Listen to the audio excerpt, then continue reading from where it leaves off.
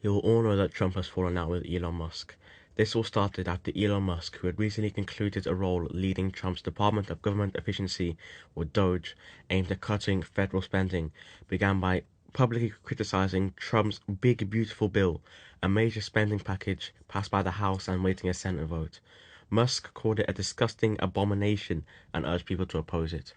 But this has led to some interesting developments. In a highly controversial and unverified claim, Musk posted on X or Twitter on Thursday, "Time to drop the really big bomb. Real Donald Trump," his Twitter account, "is in the Epstein files. That is the real reason they have not been made public. Have a nice day, DJT." He offered no evidence for this claim. But by early Saturday morning, Musk's post alleging Trump's presence in the Epstein files had been deleted from X. Users attempting to view it were met with a this page doesn't exist message. This deletion has been widely interpreted as a potential de-escalation by Musk. Trump did not immediately respond to the Epstein allegation. However, on Friday night, he broke his silence by sharing a social media post from attorney David Schoen, who'd claimed to have represented Jeffrey Epstein. Schoen's past stated unequivocally that Epstein had no information to hurt President Trump, and that Schoen had specifically asked him. The White House had also dismissed Musk's comments as an unfortunate episode. Tesla shares reportedly closed down 14.3% on Thursday, losing about $150 billion in value as the public spat unfolded. Speaking on Saturday, Trump warned of serious consequences if Musk funds Democratic rivals, though he didn't specify what these consequences would be. He also stated his relationship with Musk was over and he had no intention of speaking to him.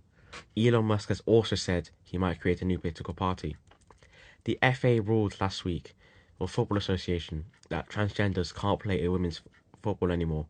The FA stated that this decision was a direct result of a UK Supreme Court ruling on the 16th of April 2025. This ruling determined that the legal definition of woman under the Equality Act 2010 is based on biological sex rather than gender identity.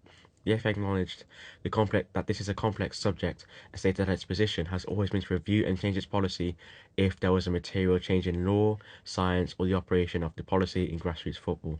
The Supreme Court ruling was deemed such a material change in law.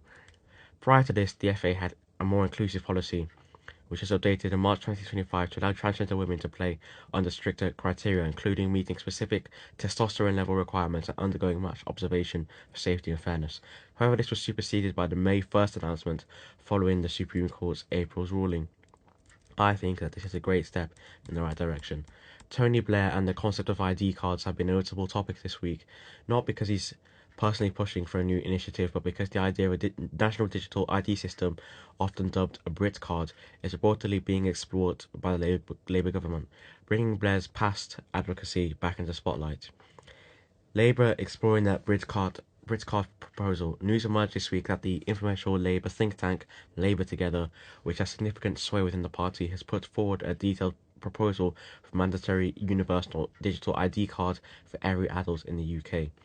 This will be digital, likely stored on a smartphone via a free verifier app, and is being tentatively branded as BritCard.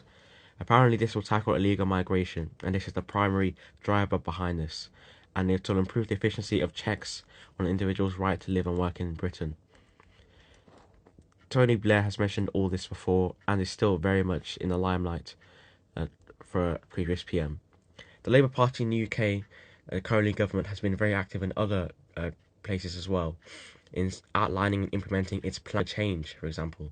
This focuses on key missions and strategies across various sectors. This week, and in the leading up to the upcoming spending review, several aspects of their plans have been prominent in the news. Here's a detailed overview.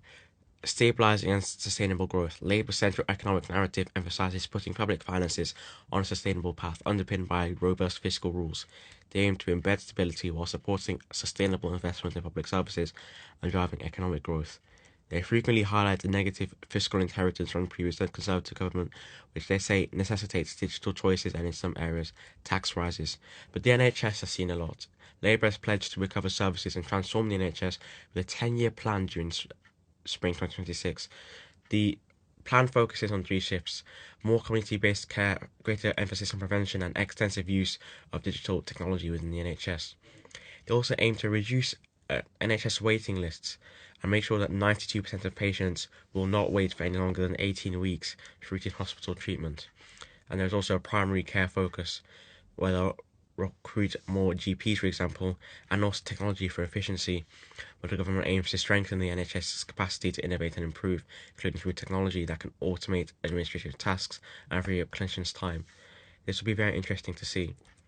This week, a significant report from cancer research highlighted that cancer survival rates in England and Wales have effectively doubled over the last half century. The key takeaways are that there's been a dramatic improvement in survival. In the early 1970s, only 1 in 4 people diagnosed with cancer survived the disease for about 10 years. Now this is 1 in 2 people, which represents a remarkable leap in positive outcomes for patients. The report also states that the overall cancer death rate has fallen by more than a fifth, 22%, over the past 50 years. I think that this is a great leap in medicine. But what do you think?